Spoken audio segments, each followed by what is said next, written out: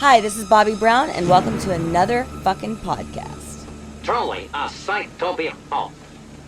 The man beat the once great champ, now a study in moppishness. No longer the victory-hungry stallion we've raced so many times before, but a pathetic, washed-up, aged ex-champion. All right, let's go. I think you know the guy. And I think you know him pretty damn well. His name is Izzy Presley. Izzy Presley. Izzy Presley. Izzy Presley. Izzy Presley. Izzy Presley. Izzy Presley. What's my name? Say my name, bitch! My good friend, Izzy Presley. Izzy Presley. Izzy Presley. Izzy Presley. Ouch! Izzy Presley. Whoa, that sounds a little weird. Izzy Presley. Izzy Presley. Izzy Presley, the heaviest, girthiest rock DJ around. Hey, this is Jeff LeBar. You listen to Izzy Presley. Those aren't pillows. Hello, Las Vegas. Hello, world. Hello, my loyal minions. Especially my loyal minions. It is good to see you. It is always good to be seen. I'm Izzy Presley. This is another effing podcast.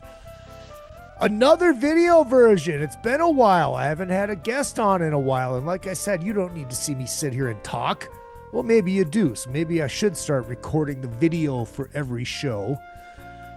Except for the, 4 to 6 shows I do a week on the Patreon, which you can sign up for a very low price of $5 a month, patreon.com/RealIzzyPresley. I highly suggest you do it. And I do apologize about the lack of video shows, the lack of guests. I am extremely busy. I work a lot. And if I'm not working, I'm not making money. So, but it's very easy for you to help out. And I'm not just saying, hey, give me money, which you can. Real Izzy Presley, Venmo. Kidding.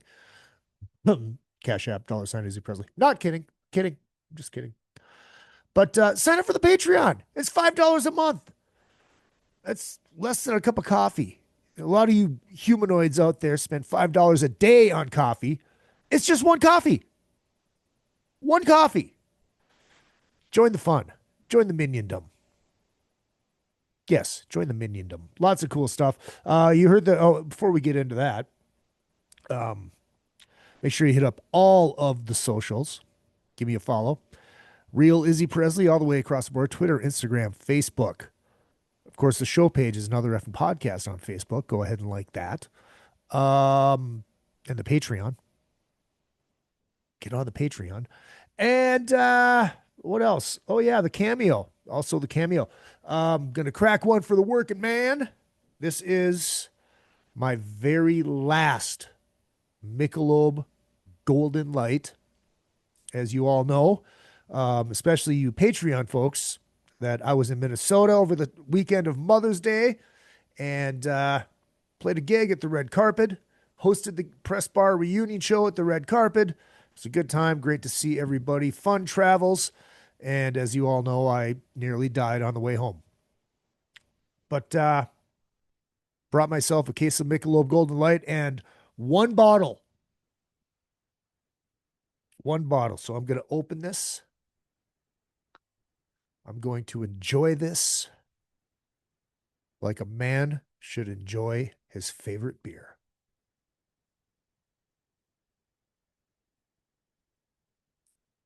Oh, God damn, that's delicious. You heard the 10 bells at the top of the show. Of course, we lost George Wendt just last week. If you go to the Patreon, there's a whole show dedicated to George Wendt. Now, I was playing some tunes too. Got to play some tunes, and did a really fun show. And that's one of the fun things about the Patreon is because it's not public. I bust some music out here and then and there. Why not? Until they tell me I can't, I'm going to do it. We have dating tips with porn stars coming up in just a little bit with Mistress, hold on. Mistress Ayla. Ayla the goddess Ayla. She has a bunch of different names, but she's hot. So listen to her, boys. But yeah, did a big remembrance of George Wendt, and I told the whole story about how I met him, and that was a fun night. Didn't get to hang with them. It was just one of those. I was working for a band, and we were at Oktoberfest in Wisconsin. Trying to think of the name of the town. It's a big party town. Well, I know it's Wisconsin. That doesn't nail it down. But yeah, just spent a couple minutes with him, said hi, took a picture. Should have bought his book. I did not buy his book because I am also a cretinous humanoid. And yeah, we told that story. Then we remembered a little bit of Cheers and played every entrance to the bar on Cheers to close the show. Get in there, check it out, and the whole story. You get fun shit like, tales from the sea, cruise stories. Because as you all know, I'm a host on the Monsters of Rock cruise. Cruise at the Edge, on the Blue Cruise, which used to be called the Moody Blues Cruise. We did the Def Leppard Cruise. I host karaoke, but I'm also one of the hosts as well. Get to introduce bands, get to do announcements, and all that kind of fun stuff. So lots of fun stories on there. And that's only for the Patreon, folks. Get on there. It's only $5. I'm going to shut up about the Patreon. I just want you all to go there. And we remembered Sabu at the top of the show with the 10 bell salute. Of course, that is absolutely more fitting because, that's a wrestling thing. And I did not know Sabu. I met him once at Counts Vamped when Fozzy was playing. He was nice enough to take a picture with me, and I didn't even ask him. He just immediately did this, which is what Sabu did. And definitely a huge force in the history of professional wrestling, especially on the indie circuit and ECW. And yeah, he had his time in the WWF as well, WWE. Definitely an innovator. Definitely an innovator. He was super nice to me. It was another quick little, hey, how you doing? Nice to meet you. Sometimes it's good to be in VIP. Ooh. And I think the last episode we talked about, and that was the last public episode, we talked about Vamped closing. Very, very sad about that. Had a couple nights at Vamped. I mean, shit's tight. I shouldn't be going out, but you got your friends playing for the very last time at Vamped. You have to stop down. So I went and saw Todd Kearns, who was a former guest on this show, and also went to see LVDC featuring an AC family member, Keith Robert Ward, who's going to be on this show very, very soon. He has not Def Leppard, but Twisted Sister ties. He is also fellow Kiss Tart, of course, and New Yorker. He's got stories, and we are going to dive into those stories. That's going to blow some of your fucking minds. He's the man, Keith Robert. Where he's basically Vegas Ace. That's basically what he is. So yeah, that's what's been going on this weekend. Coming up, this is Sunday, and Friday, Saturday, and Sunday of next week, May 31st, the 1st of June, the 2nd of June, I'm hosting the Las Vegas Guitar Trade Show. So if you are coming to town, or are you in town, come on down. Go to LasVegasGuitarTradeShow.com. Get your tickets ahead of time. And of course, I believe it's cheaper. And if you want to get the VIP, that's smart because you can go all 3 days. Come and go as you please. Then you can come to the shows. Friday night, we have two great bands, The Bones and one other band. And then Saturday, I'm hosting this whole thing. I'm going to be walking around with a microphone, doing announcements, yada, yada, yada, yada. I'm the face of it. What a pretty face it is. And then Saturday is the Rock Gods Hall of Fame that I am hosting award show style. It's going to be a blast. Scott Schneider, Great White is going in, and a bunch of other folks that I don't have the list in front of me. I should have done that ahead of time, but You know me in planning. You know me in show prep. I'm as prepped as they come. Not. So that's what's been going on, folks. We have actually do have a guest this evening, and he's going to be joining very, very shortly. He's been on the show before. If you guys saw the Blues Brothers or listened to the Blues Brothers episode, Tim Mangione is at Mangione. I guess we're going to find out the hard way. He's going to be coming on. Tim is a fellow Kistard, and he's also a OJ trial historian. And we are going to dive into that OJ trial and what he knows and his fascination with it. And then, of course, dive into our Kissed Hardness, because I realized as I was on the shitter before I hit record on this sumbitch. Speaking of the sumbitch, say hi to the sumbitch. He's back there. Goddamn sumbitch. And oh shit! Also, I'll put the video up in the show before we go to dating tips with porn stars. My good friend Joey Gutierrez fucked around with AI, and he brought her to life. He brought grocery store gal to life, so we can actually see what she looks like. And now maybe we can find out who the fuck she is, because she needs to know me. I need to know her. We need to be in each other's life. She would dig me, just like Debbie Gibson would dig me. I mean, who wouldn't dig me? Come on. Anyways, enough of this mutual hello, how you been, good bullshit. Make sure you guys comment too. Share the show. Tell your friends. Sign up for the Patreon. It's only $5 a month. Patreon.com/RealEasyBrisley. Anyways, here's dating tips with porn stars. Right after we reveal what grocery store gal looks like. And then right after that, Tim Mangione, we're going to find out. Talking OJ and KISS. It is another effing podcast. And now it's time for dating tips from porn stars. Here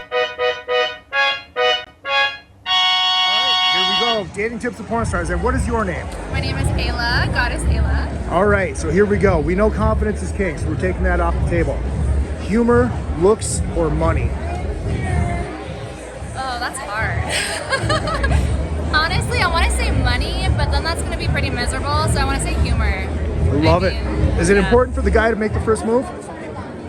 Not always. I'm kind of into like making the first move and having them be a little intimidated at That's first. been the consensus so far. I like this. Can you smell desperation? Yeah, absolutely. What does desperation smell like? Like needy and like I'm so turned off right now. Like I can't be around you. All right. Yeah. Text or call? What? Text or call? Oh, please don't call me ever. Unless I say so. That seems to be the consensus as well. And how long do you wait to tell a guy before what you do? I attract very open-minded people, so pretty much they always know. I wouldn't be around somebody who wasn't friendly to this kind of lifestyle. So, Right. Yeah. But if you say you met this random dude at a bar you're totally into. And I'm proud of what I do. Right off the bat, I'll let you know. I love it. And people want to find you. Where can they find you? On Instagram, Ayla the Mistress, and on Loyal Fans, I am Ayla Jane. Come get dominated.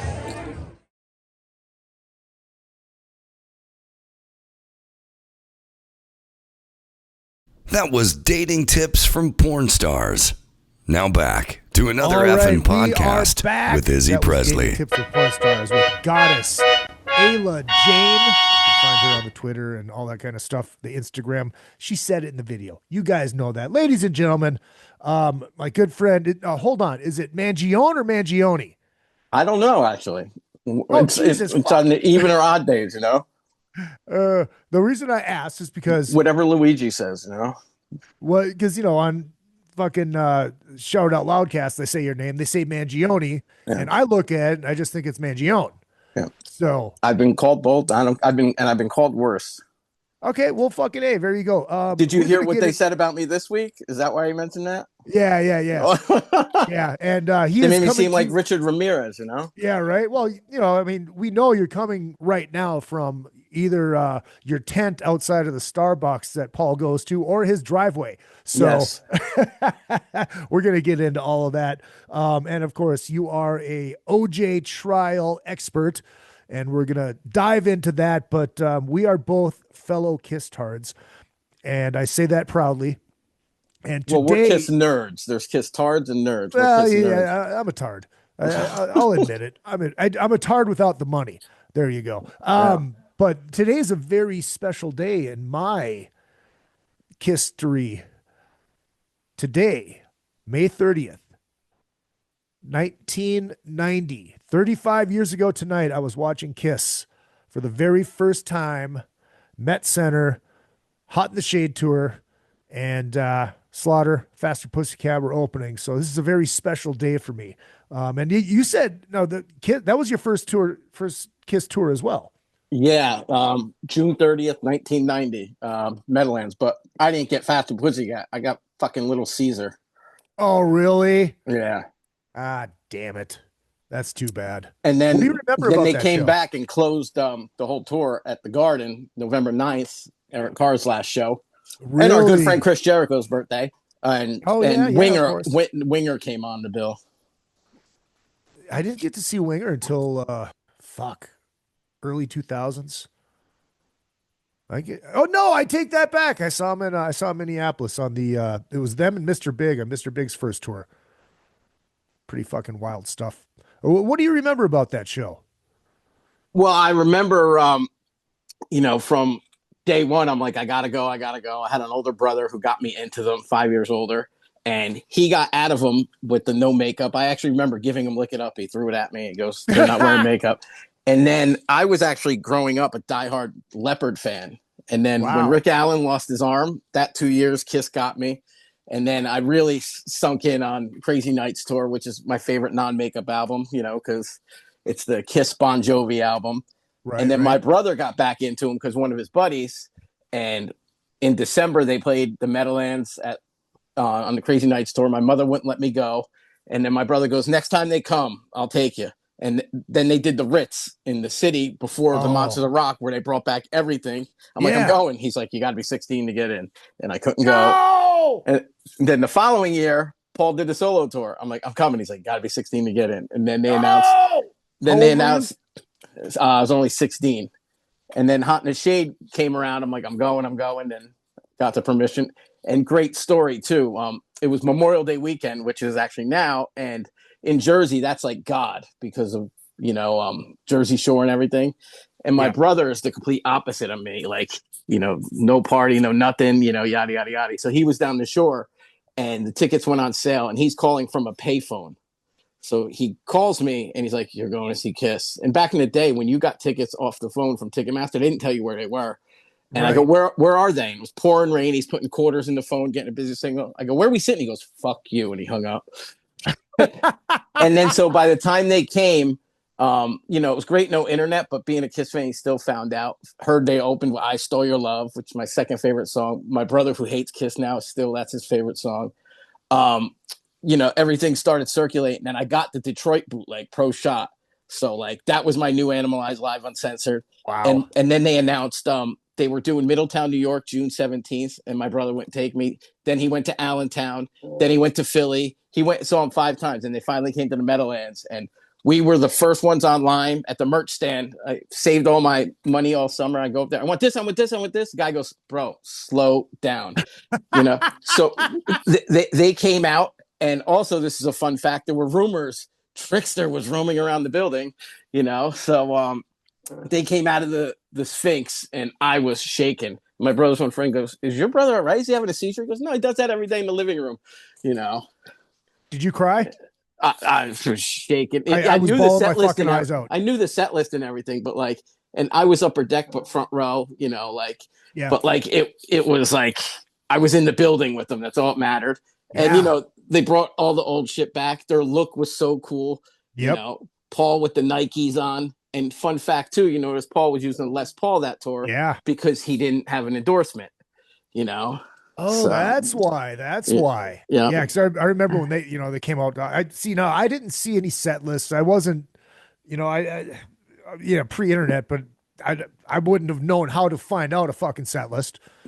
Like I found out because my brother and I got that Detroit video because there was this place on Seaside Heights, the Jersey Shore boardwalk called Rainbow Rockatorium. This guy had every bootleg possible, like this, that. Gene used to call him, and yada yada yada. So like every time my brother went down the shore, he'd bring me home a bootleg, this, that. And first time was Houston 77, Largo 79. Yep. And then I just had Exposed and Animalized Live Uncensored. And then Hot in the Shade, the Detroit one came, and which still sounds weird, that bass on it, but still it was. They come out of that Sphinx, I'm shaking. Yep. Only thing, I'm like, my first fucking tour, they don't fucking do the intro. You want the best, you got the best. Right. I noticed that. I didn't even. Now that you say that, I was watching Detroit 1990 that you're talking about, like before we came on, and of course, right before it was during Lick It Up, Paul's fucking stage rap. Yeah. Jesus Christ! You always have a place to sit. Yeah. Like, oh my. Mr. Stanley, my friends call me Paul. But I didn't hear it. I didn't hear you wanted the best, you got the best. And I'm like, maybe it just was muted out of the video for some fucking reason. And I don't even remember. I didn't remember that they didn't say that. So now that you say that, it makes sense. Yeah, I didn't actually hear the intro till Detroit 96 opening night with the makeup, because then Revenge they didn't. And they didn't on Revenge either? No, they just opened up with Creatures with the statue. Yeah. Well, that's right, because they don't say it on but they say it on a Live 3, don't they? Absolutely not. Jesus Christ. Okay, so maybe I'm not a Kiss tar. And fucking Hot in the Shade, that should have been Kiss Alive 3, or actually Animalized Live Uncensored should have been, but Hot in the Shade was perfect. Yeah, like you said, it was like they brought back all the old stuff. And say what you want about the album, there's 3 songs too many, the production, but like there's some great stuff on there. No, there is, but there's some not so great stuff too. Read My Body, aka Pour Some Sugar on Me, Cadillac Dreams, and Boomerang. Terrible. Cut them out. Right. Street Given, Street Taken Away. Who wrote that with Gene? Fuck, I don't know. Tommy Thayer. Oh shit. Yep. Oh shit. Yep. Oh shit. When did you get into Kiss? You said, well, I liked them, with Lick It Up, Heaven's on Fire. I remember back in the day, the cassettes, you wouldn't listen to it. You just listen to hit songs, like fast forward. Yeah. And then Crazy Nights came out, and that's when, fucking Hysteria just came out, but I'm like, fuck these guys. And, Paul got me, and again, I'm a diehard Jovi fan, and it's the keyboards, and. See, I still think Asylum's the best non-makeup record. Actually, Asylum's in my top 5. A lot of people say that, and it's been making the waves, like the rounds. You know why? Because I've been saying that, and I convinced Trunk, and now Trunk is convinced, and now everybody's falling in. Now we just have to make that happen with Peter Solo. There's something like the sound or something is off, but it's got Who Wants to Be Lonely is a top 10 Kiss song. Yeah. Well, look, my thing with Asylum is it's top to bottom. There's no clunkers. Lick It Up's got some great songs, but it's got a couple of clunkers. Animalized has a couple of clunkers. Animalized has a lot of clunkers. I don't think so. I think there's only 2 that aren't great. Like the last 2 songs are like, meh. But I love Burn Bitch Burn. Everybody rips on Burn Bitch Burn. It's like, I think it's fucking awesome. Nah, turn it the other way. Yeah.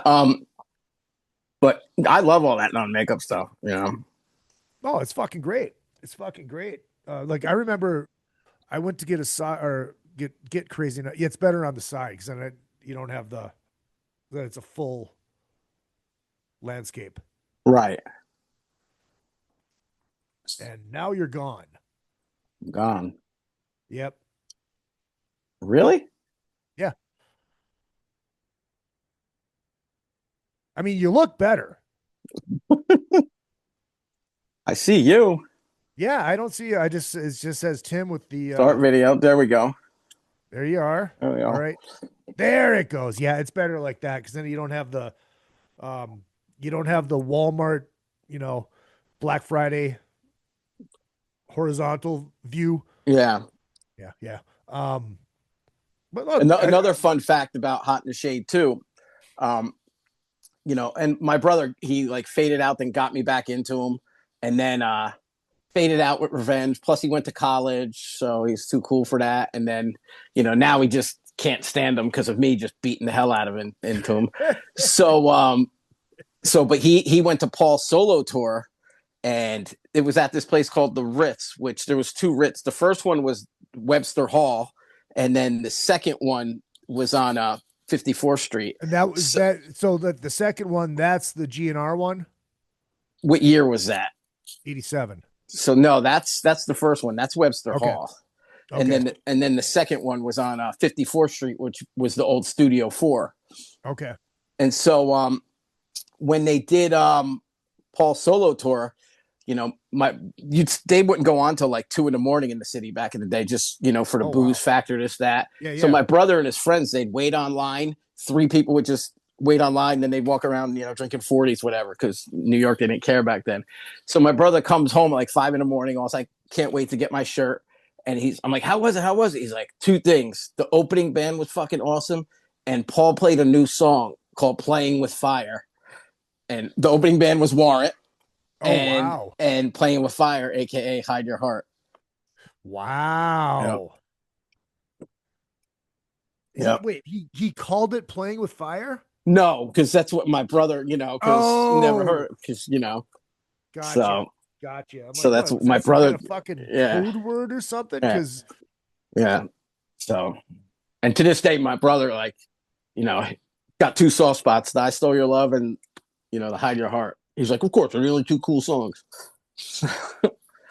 But did you see the solo tour in the 2000s? Paul lived to win. Yeah, 5 times. Jesus Christ. Yeah. Now, do you count those as KISS? No. Okay. But I've seen KISS 135 times after the 2 Garden shows. Christ. Yeah, and from 62 till the end, I never paid because of the nice Paul Stanley. Actually, I did pay for the last 2 Garden shows. I did pay for them. Right. Well, see, stalking him it kind of helps now. Well, I've done a lot for him, believe it or not. I think he knows it, but I'm just busting your balls. He's say what you want about the guy. He always was, nice to me. Took care of me. It was crazy. Oh, that's cool, man. That's cool. That's great. So let's get into the OJ stuff a little bit, because we can sit and talk fucking KISS all night. Of course. All right. Yeah. Put it back sideways. All right. Hold on 1 second. Yep. I just got to send somebody this picture. All right. No problem. Hold on.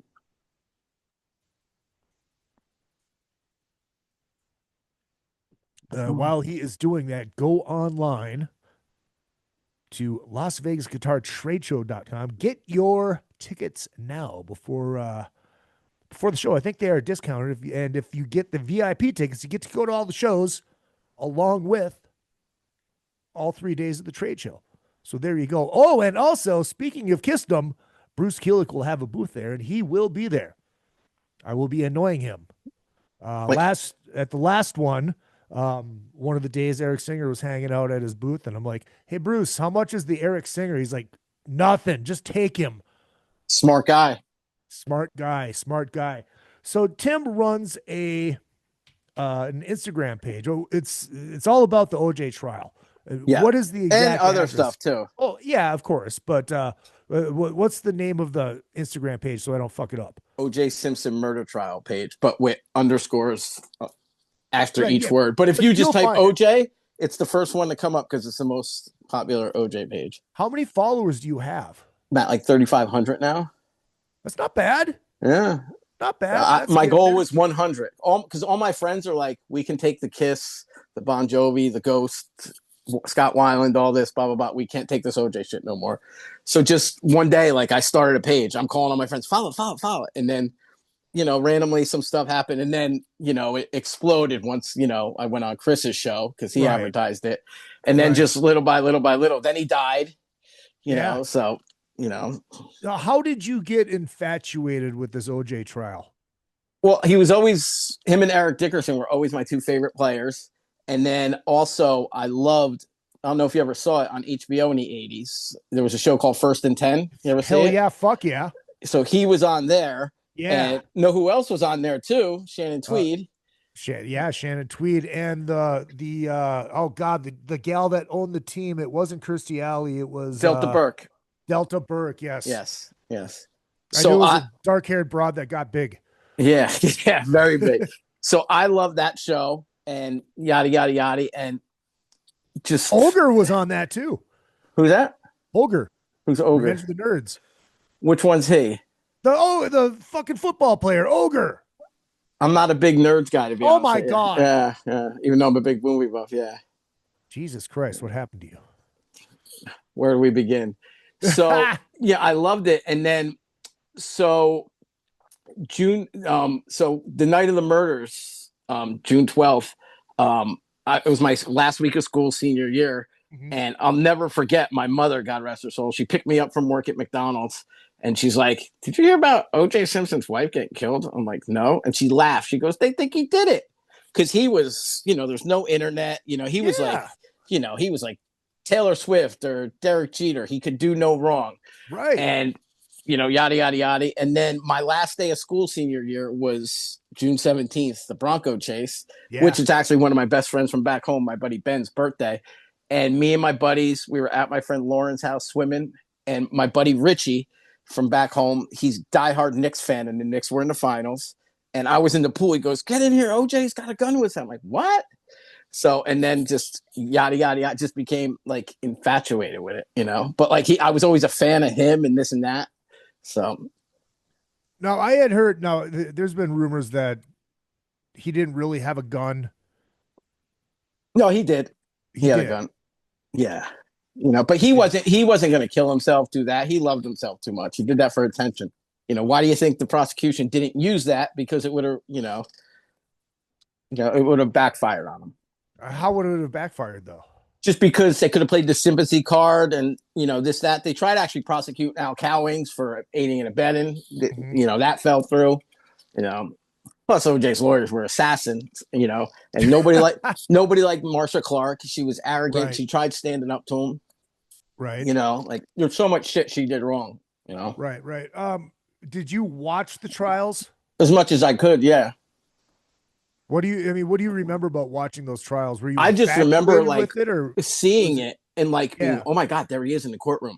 And at the time I used to work for Costco. So the whole entertainment section every day was just that. And I was actually working at Costco when the verdict came and it just stopped. You could hear a pin drop like in a Costco, What was the reaction in the you said it was dead silent. Were people shocked? They were booing. Were they happy? No, except me. Why were you happy? Because you thought he didn't do it.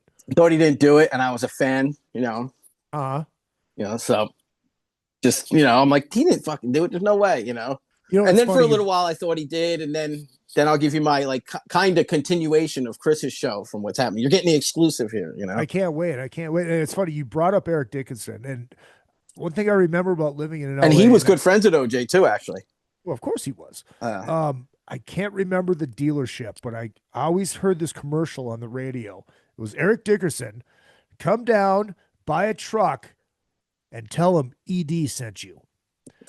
And all I can think of is erectile dysfunction. How big is that truck? I'm actually working on that bit. It might work. So it might. Yeah. So when did you start really diving into this? Just little by little, and then the Vegas thing happened.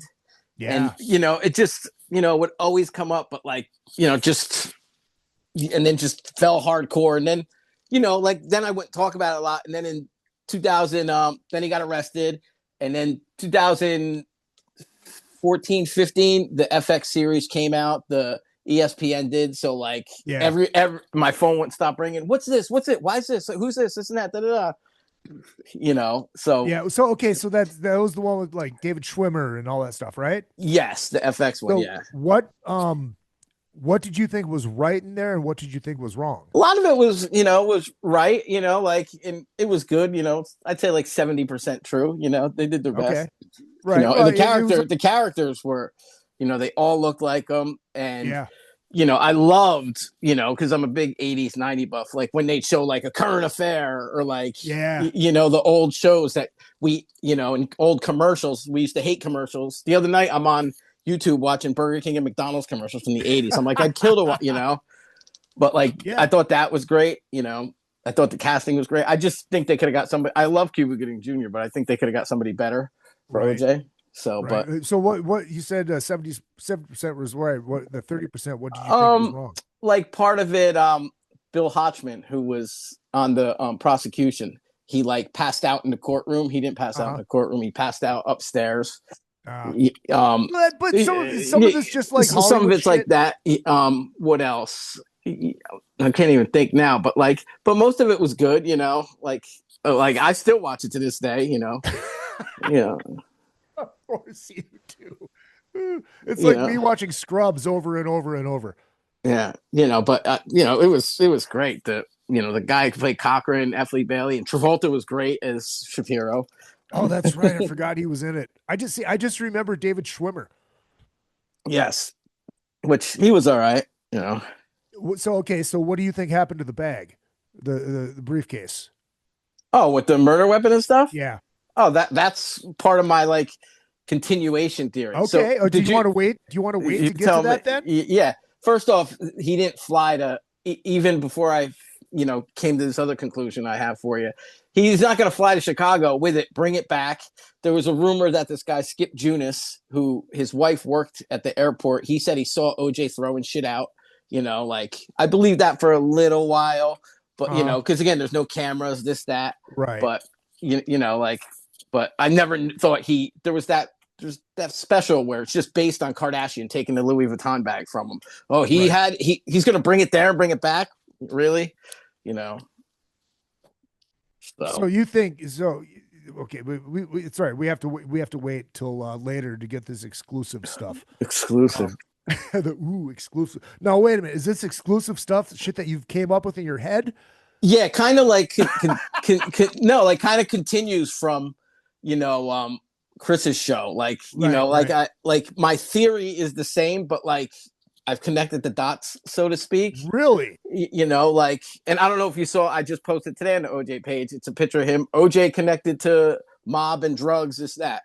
I've been saying that for years. And I've said from day one, the case was about drugs and this and that, da, da, da.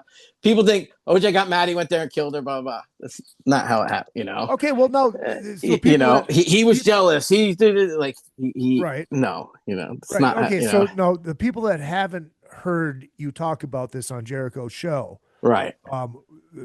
Expand on that. Expand. Okay. On so the my thing, drug stuff, please. my thing was, I always knew, OJ, he was involved with drugs, he's a huge cokehead.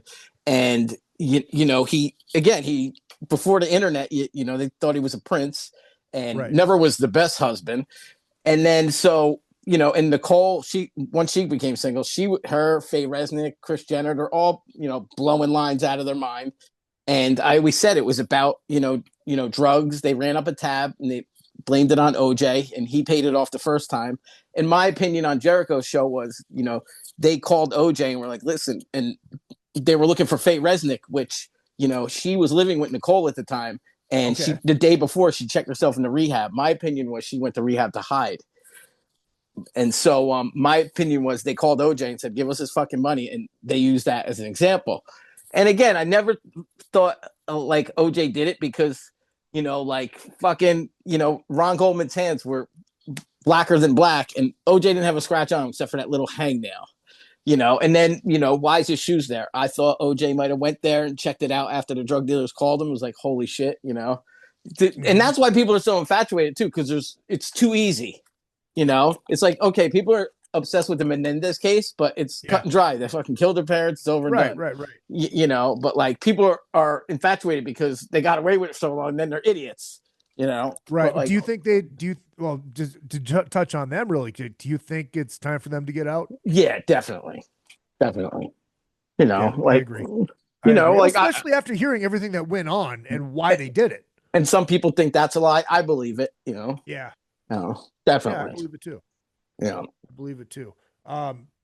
So like I can't remember if it was from that series. And OJ and Menendez, that connects too for a few reasons. The house that John Travolta lived in on the show was 2 down from the Menendez house on Elm Street. Really? Yeah. Really? And also one of the Menendez brothers was away on a tennis trip when they finally booked them, and Shapiro represented one of them and talked him into coming home. And during the Bronco chase, where Shapiro makes that speech, he goes, "I talked Lyle Menendez into coming home."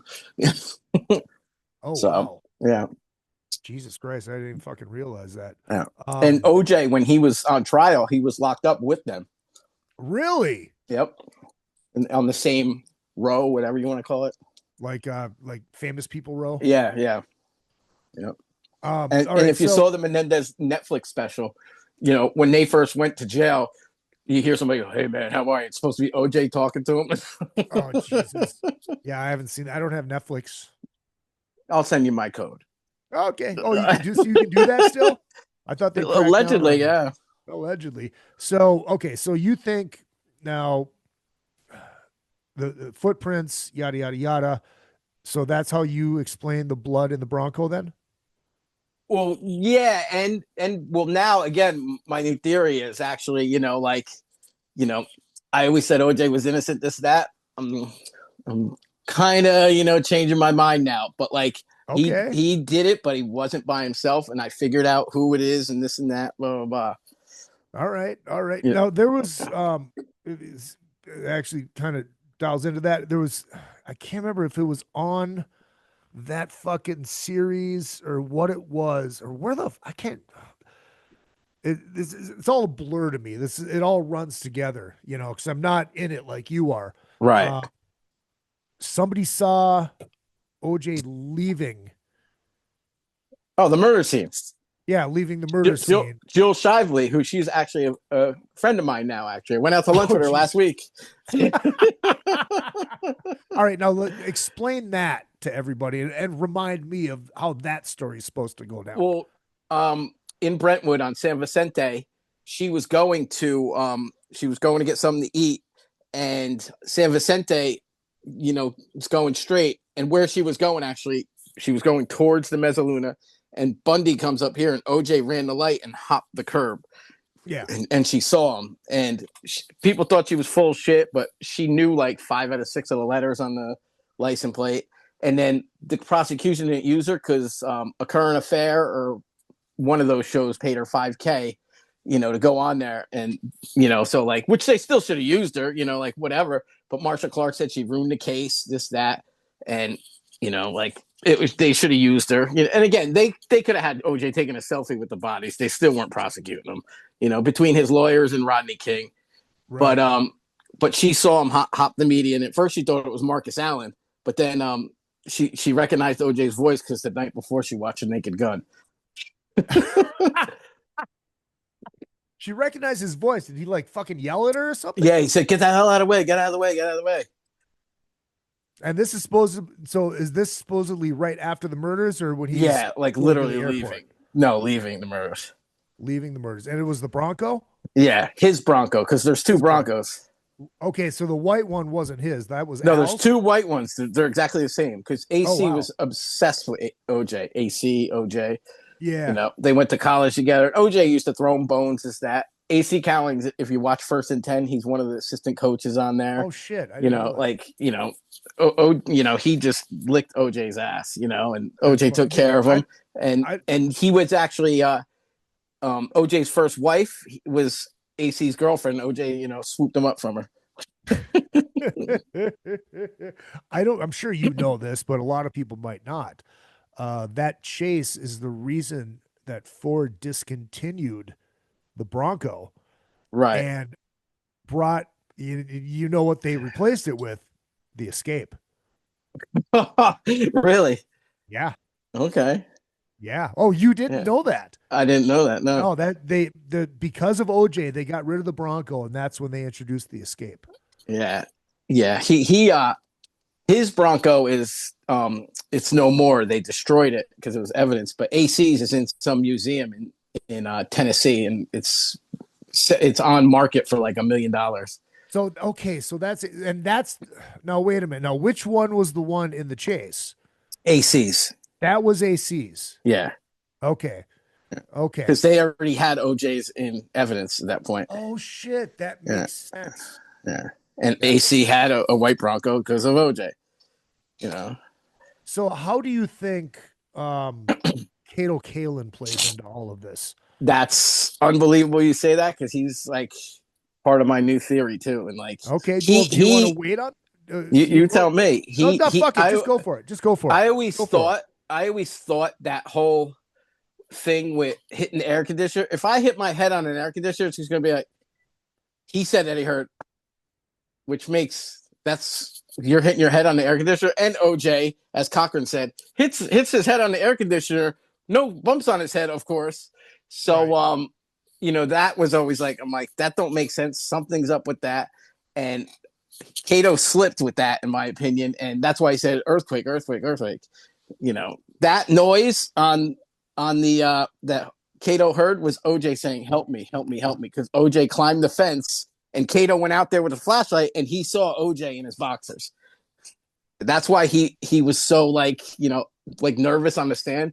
And after that, Kato left for 2 days because they fucking paid him off and they threatened him.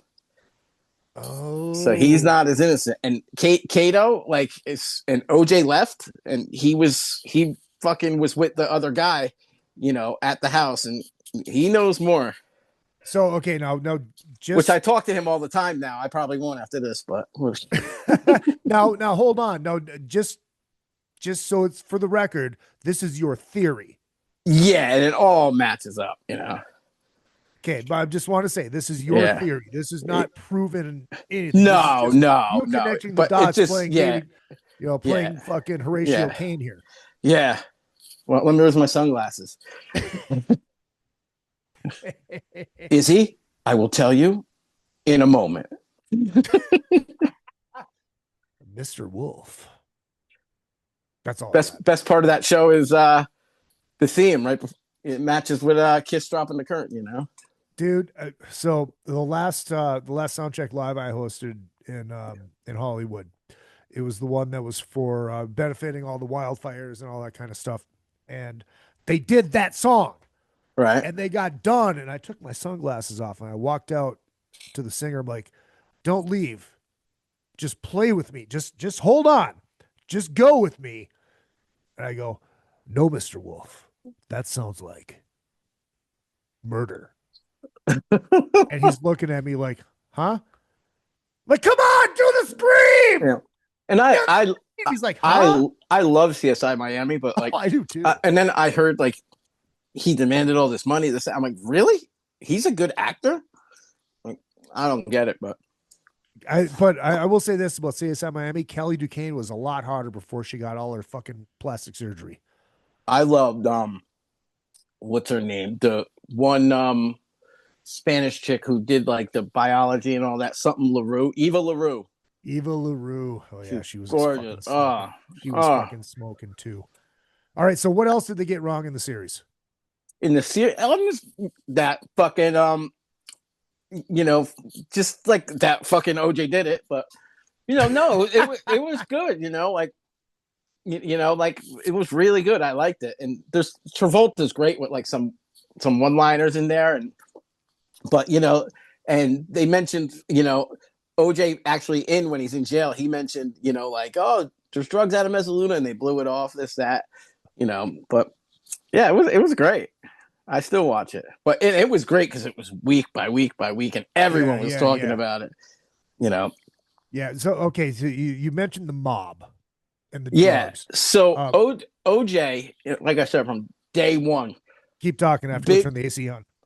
Big cokehead, and then there were these guys in Miami called the Cocaine Cowboys, and they're from Miami, and there's this guy John Roberts.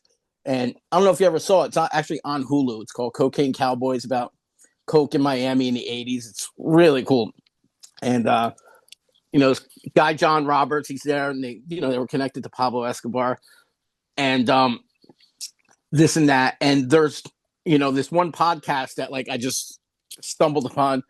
It's sports players that gone wrong, basically. So the OJ episode, they're like, we're gonna only talk about the main thing for 10 minutes, is that, and there's a part where they're like, OJ was in Florida playing the Dolphins or something, and he went to this guy's house with Mercury Morris, and he's like, oh, I'm gonna bring OJ, like this, that, and he said OJ went there and just did coke for like 4 days, called like 20 hookers, and like OJ wouldn't leave. And he goes, OJ, you got, you played in Buffalo tomorrow. It's like, just take me to the airport. And he's like, what about your car? He's like, I'll come back next weekend. This guy's like, I don't want this guy at my house no more. And they just threw OJ on a plane. He ran for like 200 yards that day. So he was just, and OJ will tell you, oh, I did like 2 lines in my day. And like, even back in the day, I knew, I heard rumors about it. So he was connected to like the mob and yada, yada, yada. So, he wasn't like a dealer, but he'd be like, oh, is he? I'll hook you up with this guy. Da da da. Like he was like the middleman.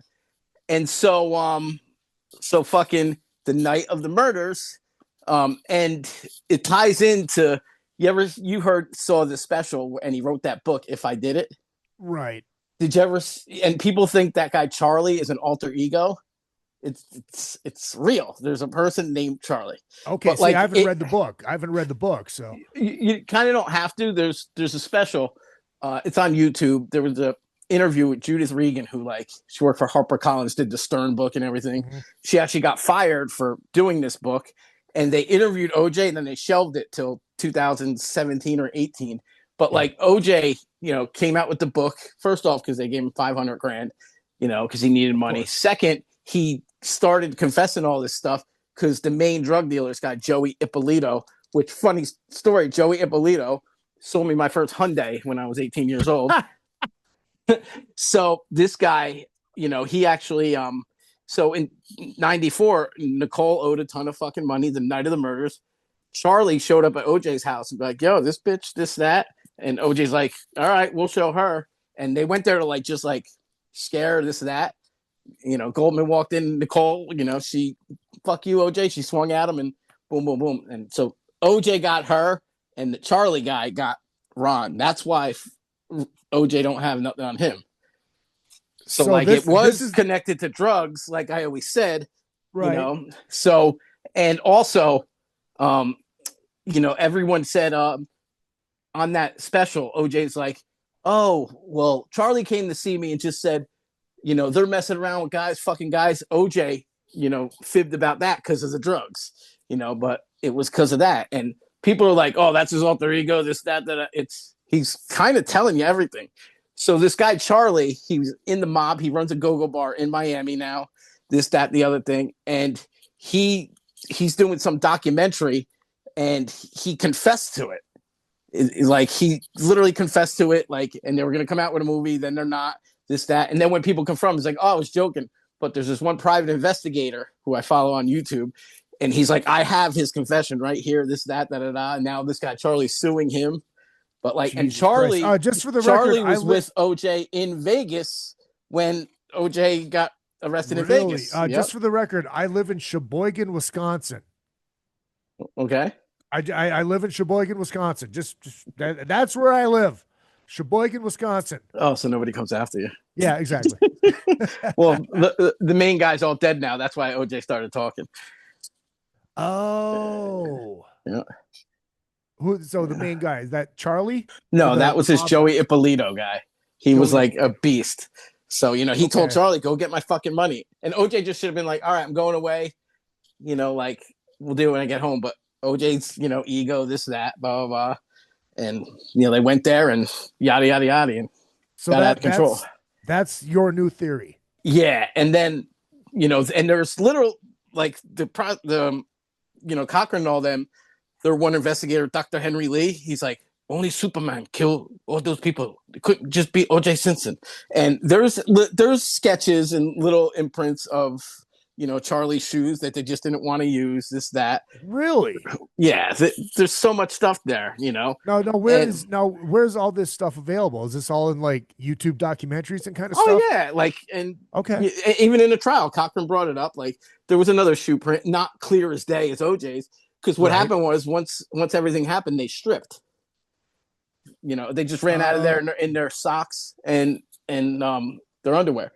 And that's why OJ was driving home and they never found blood on the gas pedal or brakes because he had his socks on, not his shoes. How about that? Did they find the shoes? No.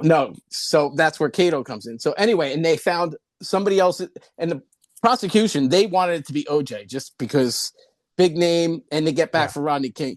And you could have told them 80 people did this, and they wanted it to be OJ. So they found other, blood on the steering wheel. They buried it, and it was Charlie's. Why did so they just wanted to pin it all on OJ? Yes, so to get back for Rodney King. And they were, and the first who's the guy, they do the coroner. The first guy that did the examination of the bodies, coroner, he said there's two different kind of knives here. Got fired the first day. Then they brought Dr. Oxmanin in because really, yeah, and it was all Marcia Clark. Really, yeah. See, now this opens so much shit up. And speaking of that special you brought up with Kardashian with that bag, if you watch that day, and that's on the news report, OJ gets home from Chicago. He looks to the left, and if you're obsessed like me, you notice he makes this weird face because he saw the Bronco there because usually parked it inside. That's where Charlie parked it because he didn't know. So if they would have towed the Bronco earlier, they could have got him. Had the knife. No, they would have had him saying, "I don't know where the Bronco," because he said he parked it there after his day, but like Charlie parked it there. So when they got done with the murders, around the block there's a street called Bristol, which is basically behind OJ's, and OJ's like, "I can't go there. The fucking limo's there." So that's when OJ hopped the fence and yada yada yada, and Charlie waited for the limo to leave.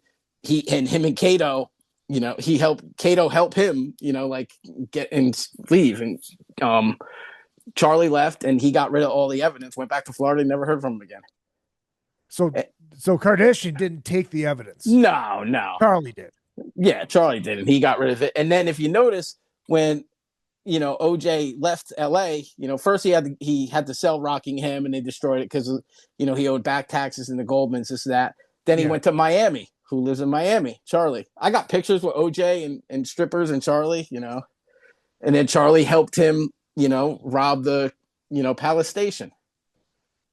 So now, why aren't you doing like YouTube videos about this stuff? I don't know, the time, this, that. Plus, I want to give you the exclusive, Izzy? I appreciate that. The exclusive theory. Yeah. The exclusive theory. And even, at one point, I'm like, I think OJ. It's like, it's impossible one person to do that. And I have friends be like, he's a machine, this, that. I'm like, dude, there's no way, one person, So, and that's why I always start. I'm like, dude, drug dealers went there. And from day one, my opinions change a little, but my theory is always that it's about drugs, It makes sense. Yeah. And there's interviews, whether even before or after the murders, where OJ's just lit up. There's this one, it's a few years after the murders, he's on like Fox with some guy, and they're interviewing him, and Nicole's sister gets on, Denise, and they're arguing. He's like, "Nicole didn't want me around you because you wanted to fuck me, this, that." OJ screaming. He's coked out of his mind. It's fantastic. Yeah. But yeah, he was out of his mind. Yeah, I never knew that. Oh, That's yeah. wild. That is fucking wild stuff. Oh. And is there any other theories that you have? No, it was just that, like, okay, again, about drugs, and yada yada yada, and fucking so Jill Shively did see him leaving, he did, and she just said, she goes, "Oh, I couldn't see if he was wearing anything because he didn't have a shirt on." And then when they said we saw the limo drive at Allen Parks, he said we saw OJ running across the lawn. You know, he was all in black. He was naked except for his boxers.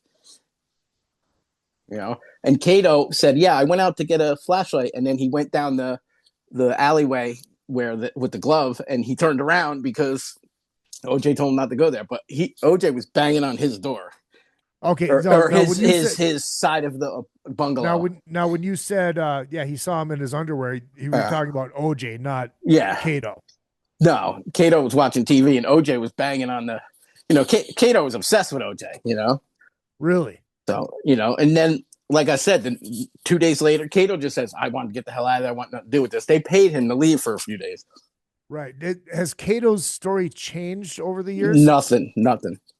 But that, when he says he should have never, I don't know why he said that. He goes, sound like an earthquake, but, you know, but I've said from day one, he always knew more than meets the eye. One of my friends like, he did it with OJ. No, he didn't.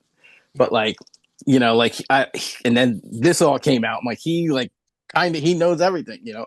As soon as OJ left, Charlie and him are talking. Is that fact? Yeah. Well, you know, my theories, and you know, it's in in this script of this mob movie that was going to come out with Charlie, you know. Oh, really? Yeah. What mob movie was that? It's about like the mob in Charlie's life, and and, you know, and that's where like he admitted it. And this one private investigator I follow, he's like, I have the script. I've talked to Charlie. He admitted it to me, but then you approach him. Oh, I'm kidding. You know. Yeah, I'm just fucking busting balls. I was just making shit up for the movie. Exactly.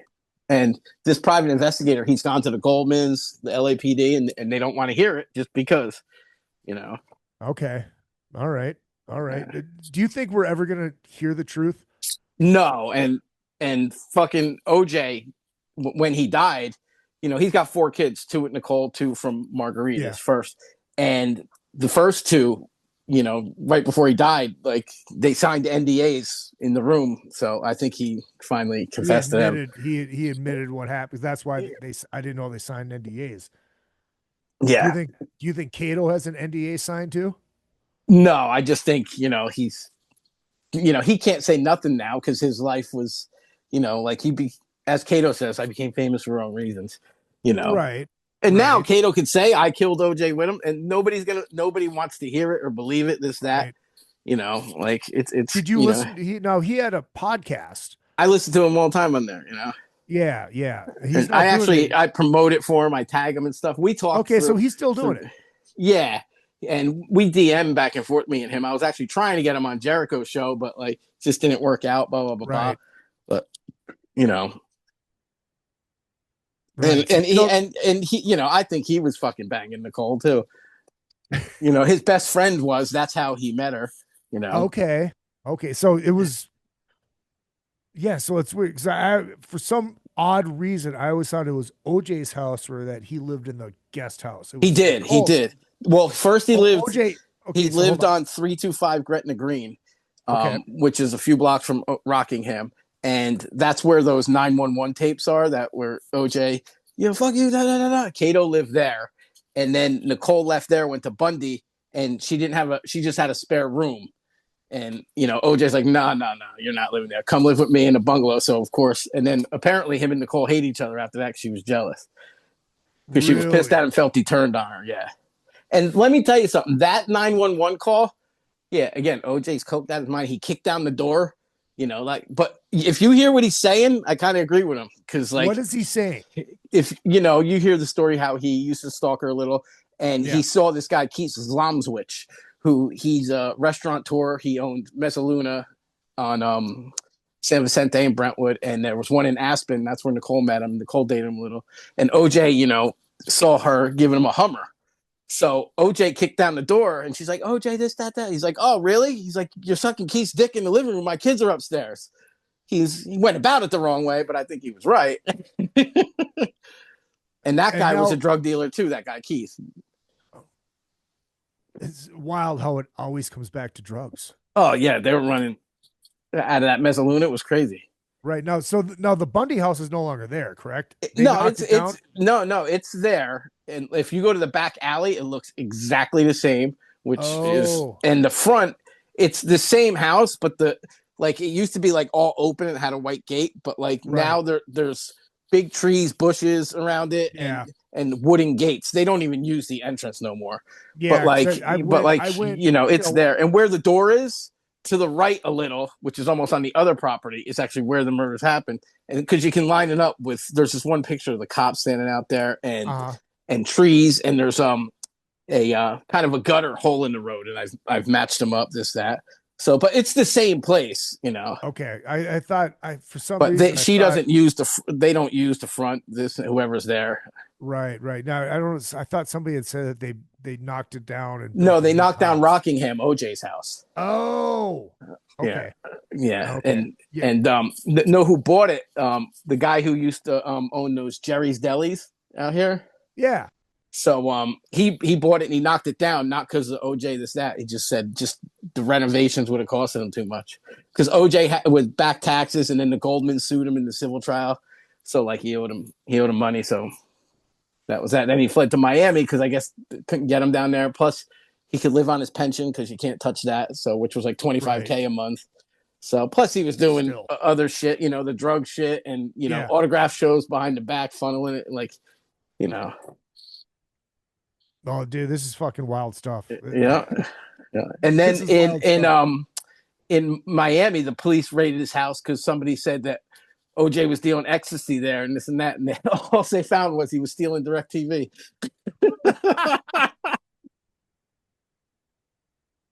How can he not afford DirecTV if he's getting $25,000 a month in his pension? People don't want to pay for cable. You ever hear Eddie Van Halen too? He didn't want to pay for cable. You ever hear that story with him and Craig Gass? Well, Craig Gass. Well, I know Craig lived there for a little while. He told the story on the show. Lived there, and Craig said that Eddie went up to him. He's like, "Hey, I hear you got a legal cable box." He's like, "Yeah." He's like, "I'm rich. I just don't want to fucking pay for cable." They were on Opie and Anthony. Craig tells us it's hysterical. Oh my god, yeah. His, you know, you listen to his interview on Jericho or on my show. It's dude, that story is just fucking mind blowing. And then you know, Eddie's assistant Matt Brock ended up, you know, banging Craig's girlfriend, and Eddie that's how first he cheated on someone else, and he first Eddie's like, "Come stay with me," you know, and he's like, "I told you she was fucking skank." And when he called Eddie, he's like, "What are you doing?" He's like, "Taking a shit." He's like, "All right, I'll give you a call back." No, he's like, "Come move in, it's cool." And Craig's like, "Fuck you, you whore! I'm going to live with Eddie Van Halen." And then he brought the girl over, and they were rehearsing for the 04 reunion with Sammy, the one that was a disaster where he was a samurai. Yeah. And he was staying like in a room behind in 5150 behind it. And the girl goes, "Wow, this guy's the biggest Van Halen fan ever." And it's all Eddie's Cold records. Oh, Jesus Christ. Yeah, it's hysterical. I'll send it to you. Yeah, please do. Please do. Now, if people want to, again, just to reiterate, these are all theories. These are all opinion. Theories. Yeah. And like, you know, some of it's fact. Like, for instance, Nicole did run up the drug debt. OJ paid it off the first time. And then the second time, that's why he went there. He's like, "Fuck this. I'm not doing this again, you bitch." You know, but everybody thinks, oh, you know, he was mad. They didn't go out. He's going to go kill the girl because he didn't get invited to fucking dinner. You know, like, you know, and that day, you know, there's a video of him outside the school hugging her family. They just blew it all up. It's just fucking fun fact stuff. too. OJ and KISS goes back. So his girlfriend, Paula Barbieri, broke up with him the morning of the murders. And then know where she went? She went to Vegas that night to see none other than Forever co-writer Michael Bolton.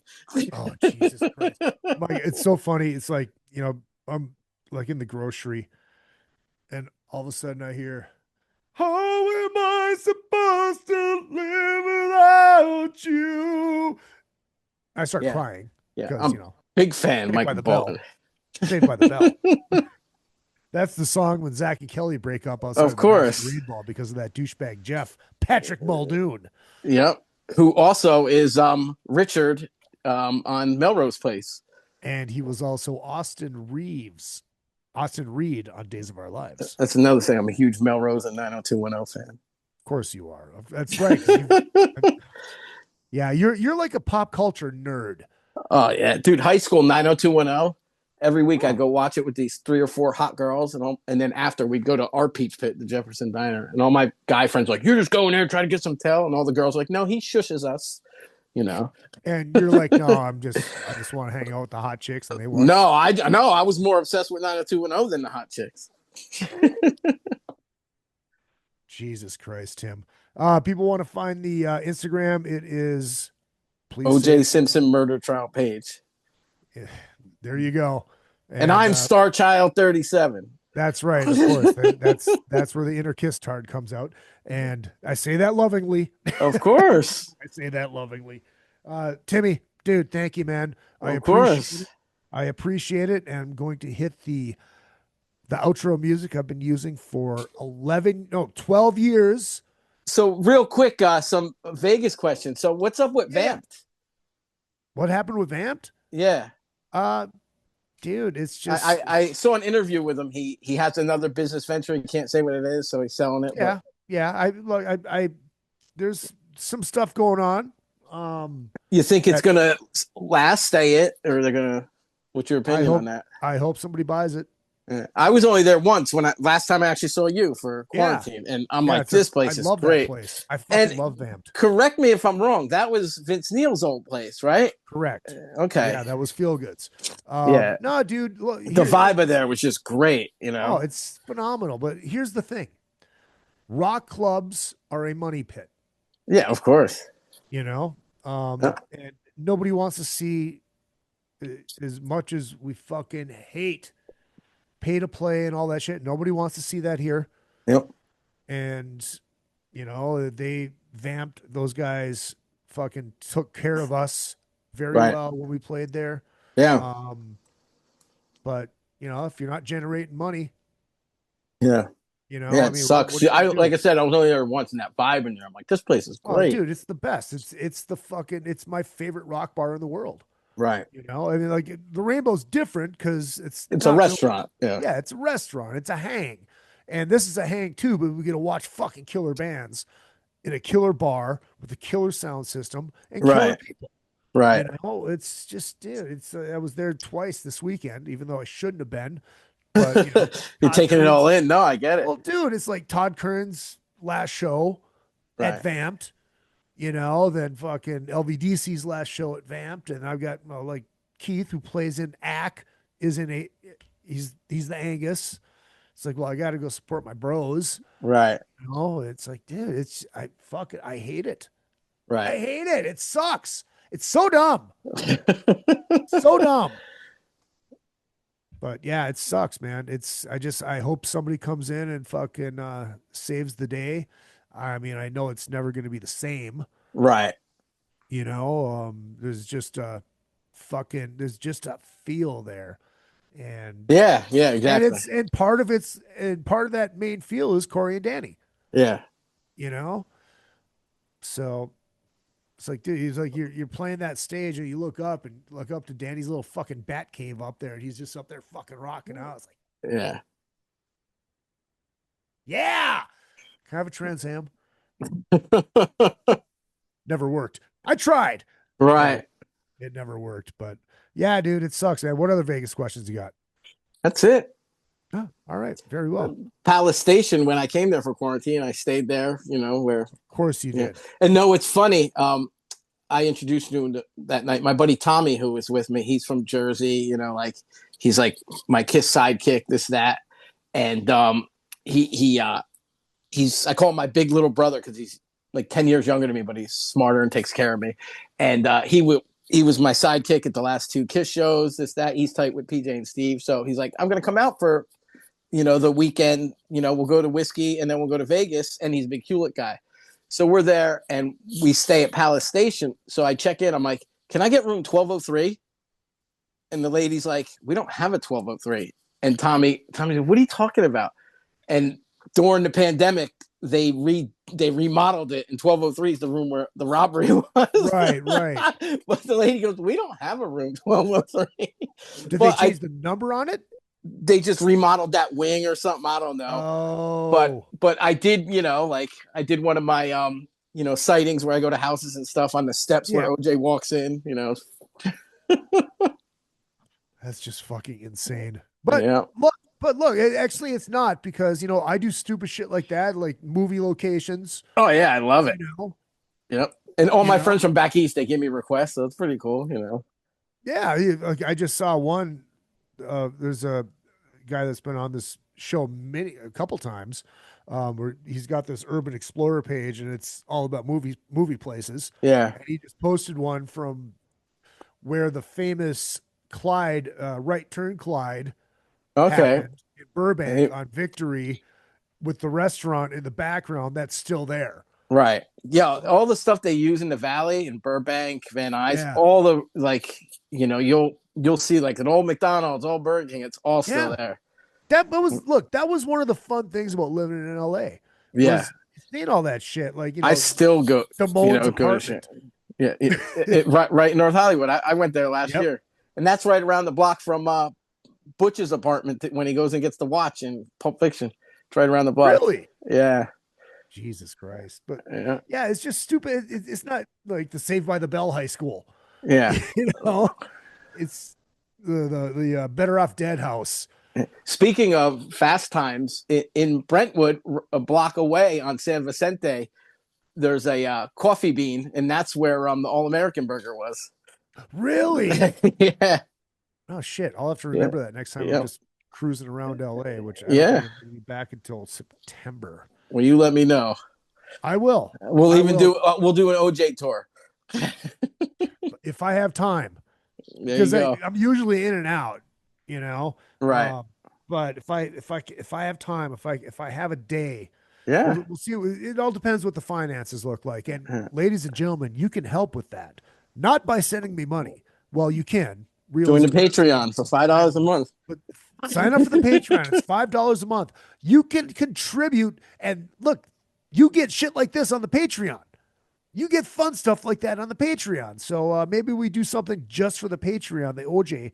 Right. OJ stuff. I don't know, but I have to start making money. We have 17 people, which is good. There you go. Which is good. It's 83 less than 483 less than my goal. There you go. A goal of 500 at $5 a month. I mean, that's listen. nothing. I had 100 OJ followers. Now I'm at 3,000. So dreams can come true. Izzy. Well, there you go. Pump it up on your fucking OJ page. I'll promote it on here for sure. There you go. Hell yeah. Fuck yeah. All right. I'm going to hit my outro music that I've been using for 12 years. And I will be in Vegas August 9th for Ghost. So whether you go to the show with me or not, we can meet up. So. And for the record, I've been using this before Shout It Out Loudcast. Yeah. But I use the number one KISS podcast out there. That's right. They're actually going to be on the show coming up pretty soon. So, Tim Mangione, however the fuck you want to say it, check out his OJ page. This is fun, man. I love hearing all this kind of shit. And like I said, it's your theories, but the dots connect. They connect. Dots connect. We'll never know the truth unless Kato comes on this show and says, fuck it. Or AC Cowings. He knows everything, too. Oh, of course he does. Of course he does. There you go. Hit up all the socials. Real Izzy Presley. Twitter, Instagram, and Facebook. Patreon is the same, and as well is the Cameo. Get a Cameo. They're only $20. Sign up for the Patreon. We'll give you a free one. Wild. I know. And follow Timmy at Starchild 37. Why the number 37? My favorite number when I played football back in the day. When they gave out jerseys, I missed it that day. I came back, and that was the only jersey left, that ugly number, which became... Yeah, but then it was a running back's number, and I was a lineman, so then they gave me 73. So. Well, hey, I think 27 is a superior number, but what can I say? And if you're on the Patreon, we'll see you tomorrow night. If you're not, we'll see you next week. Don't forget, my name's Izzy Presley. What I lack in talent, make up for in the cock. Wild. That I will not be promoting, but